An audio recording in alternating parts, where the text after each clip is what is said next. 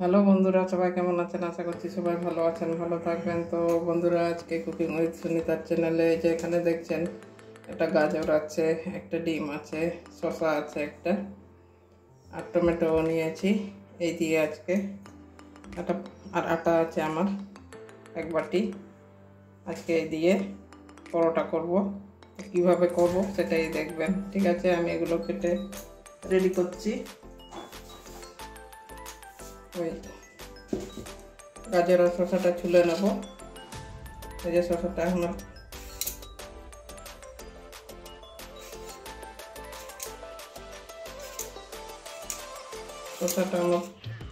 পুরনো কাল পরশু দিন রেখেছিলাম, নষ্ট হয়ে যাচ্ছে। তো কি করব, এটা দিয়ে কাজে লাগাই শসাটা।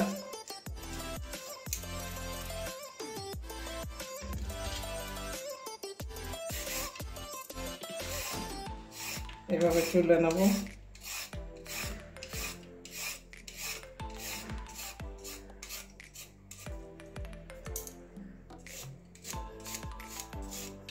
ঠিক আছে, আমি এগুলো কেটে আবার রান্না ফিরে আসছি, দেখতে থাকুন।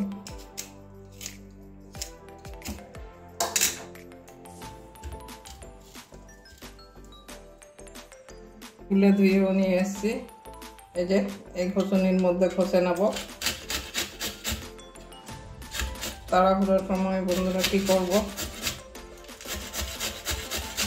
আর গাজরের মধ্যে তো অনেক ভিটামিন, আমরা সবাই জানি। এভাবে গাজরটা ঘষে নেব, শসাটা এর সঙ্গেই ঘষে নেব। বড় বড় করলে সিদ্ধ হবে না, ওই জন্য এভাবে কেটে নিলে বড় বড় থাকবে, সিদ্ধ হতে চাইবে না হয়তো। তো ওই জন্য আমি এভাবে ঘষে নিচ্ছি।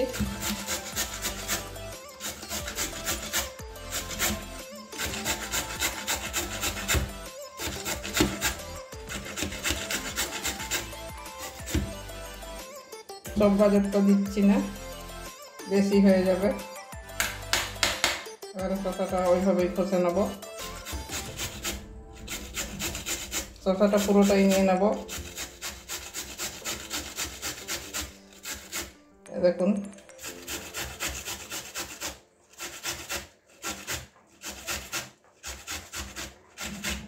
এটুকুনো বাদ দিয়ে দিচ্ছি। ওটা ওইদিকে তিতা থাকে, অনেক সময় তিতা হয়। এই যে শসা আর ইয়েটা ঘষে নিয়েছি, গাজর আর শসাটা। এবারে পেঁয়াজ লঙ্কা কাটবো। এবারে পেঁয়াজটা কেটে নিয়েছি, পেঁয়াজ কাঁচা লঙ্কা কাটা হয়ে গেছে। দেখুন, ছোটো ছোটো করে একদম পাতলা পাতলা করে কেটেছি। এবারে আটাটা নিয়ে নেবো আগে। আমার প্রয়োজন মতো নিচ্ছি, সব আটা একবারে নেবো না। নুন দিয়ে দিচ্ছি আটার মধ্যে। এবারে জল দিয়ে দেবো। আটাটা অল্প জল দিচ্ছি, বেশি জল দিচ্ছি না। তো এগুলো সব দিয়ে দেবো। এখানে পেঁয়াজটা দিচ্ছি, পেঁয়াজ কাঁচা লঙ্কা আগে দিয়ে দিচ্ছি। এবারে শসাটা দিচ্ছি। এবারে গাজরটা দিয়ে দেবো।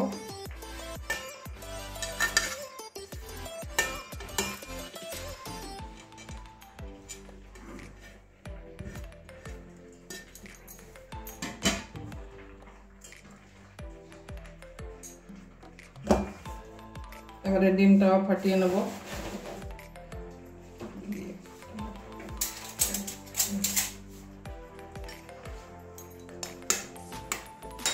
ডিমটাও ফাটিয়ে দিচ্ছি।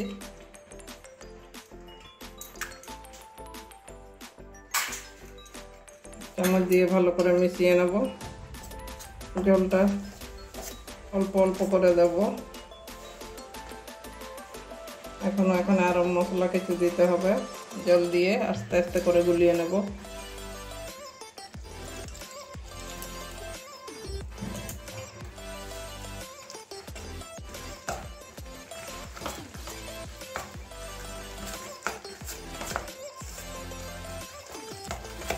ভালো করে ফেটিয়ে নেব, একদম যেন ঢেলা ঢেলা না থাকে, সেইভাবে জল আমার আরও লাগবে। এখানে আরো বাকি মশলাগুলো দিয়ে দেবো। গোলমরিচের গুঁড়ো দিয়ে দিচ্ছি আগে,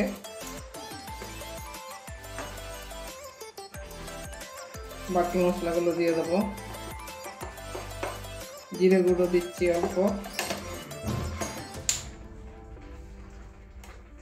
ধনে গুঁড়ো দিচ্ছি। এখানে ধনে পাতা থাকলে ধনে পাতাও দেওয়া যায়। হলুদ দিয়ে দিচ্ছি। এবারে ভালো করে সবকিছু মিশিয়ে নেব।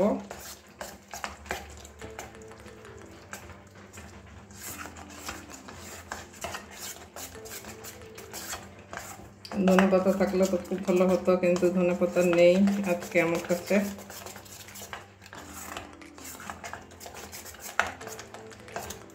এইভাবে ব্যাটারটা বানিয়ে নিচ্ছি। এই দেখুন ব্যাটারটা আমার তৈরি করা হয়ে গেছে। এই যে এইভাবে ব্যাটারটা বানিয়ে নিয়েছি। গ্যাস ধরিয়ে নিচ্ছি,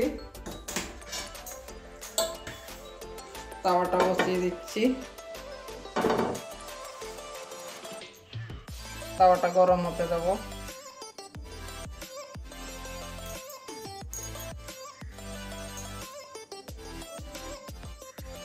চাটু গরম হয়ে গেছে বন্ধুরা। আগে এই যে টমেটো কুচিটা দিয়ে দিচ্ছি, আগে দেখানো হয়নি, এবারে দিয়ে মিশিয়ে নেব ভালো করে।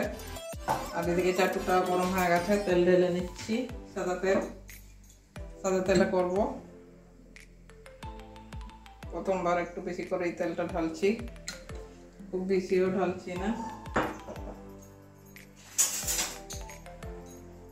খুঁটি দিয়ে তেলটা ছড়িয়ে দেবো, ব্রাশ দিয়েও করা যায়। খুঁটি দিয়ে সবদিকে তেলটা, যত বড় দিয়ে করবো এত বেশি করে তেলটা ছড়িয়ে দিতে হবে। যদিও নন স্টিকার পুরনো হয়ে গেছে, অনেক দিনের নন স্টিকার আছে আমার। টমেটোটা মেশানো হয়ে গেছে, এবারে ব্যাটারটা ঢেলে দেবো। এক হাতা নিয়ে নিয়েছি, এবারে চাটু দিয়ে হাতা দিয়ে এভাবে একটু ছড়িয়ে দেবো। এটা যখন সময় থাকে না সেই টাইমে বানাবেন, তাড়াতাড়ি হয়ে যাবে। টমেটোটা একটু ছোটো, আরও ছোটো ছোটো করে কাটতে হতো, খুব একটা ছোটো করলাম না তাড়াহুড়োর সময়ে।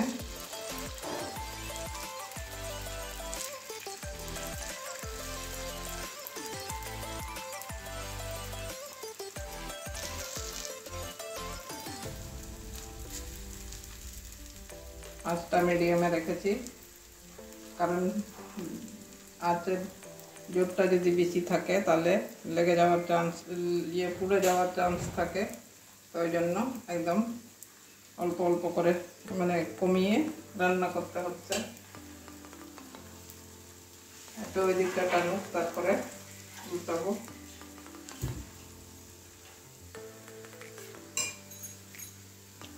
ডিম দেওয়া আছে, একটু ভালো করে টানিয়ে নিতে হবে। তো একদিকটা হয়ে গেছে মনে হয়, যে উপর দিকটা টেনে গেছে, দেখেই বোঝা যাচ্ছে। তো এই দেখুন আরেক দিকটা এভাবে উল্টে দিলাম। এই দিকটাও ভালো করে একটু আঁচটা বাড়িয়ে দিচ্ছি, এই দিকটা ভালো করে এইভাবে ভেজে নেব।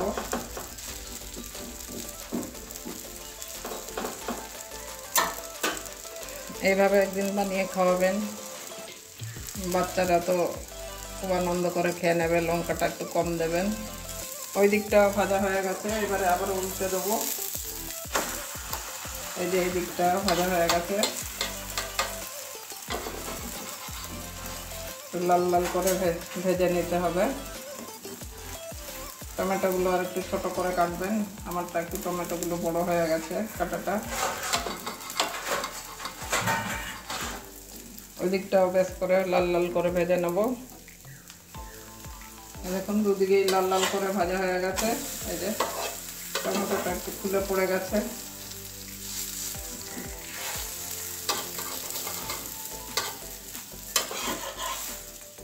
এটা এই যে ভাজা হয়ে গেছে, এবারে তুলে নিচ্ছি। টমেটোর চকলাগুলো লেগে গেছে,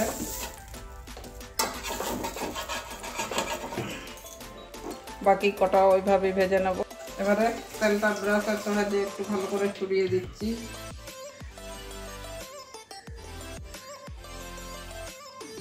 খুন্তি দিয়ে ভালো করে হচ্ছে না, আবারও একটা এভাবে করছি।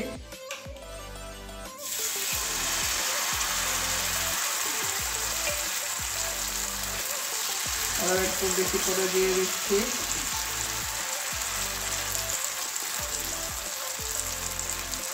এভাবে খুন্তি দিয়ে বেশ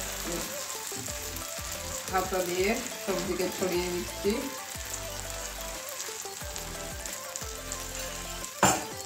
এই দিকটা এটাও টেনে যাক, তারপরে উল্টাবো। এটা ওই দিকটা হয়ে গেছে, উল্টে দিচ্ছি। এই যে এইভাবে দুদিকেই লাল লাল করে ভেজে নেব। খুব সহজে এই পরোটাটা বানানো যায়।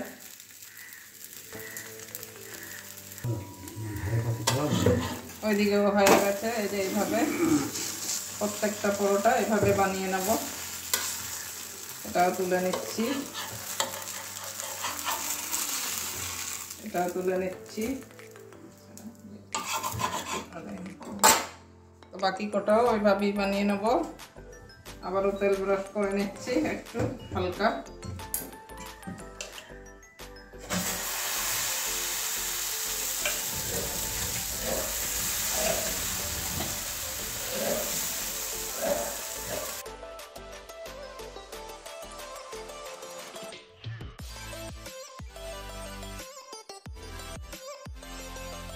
বন্ধুরা, আমার পরোটা হয়ে গেছে, ভেজ পরোটা।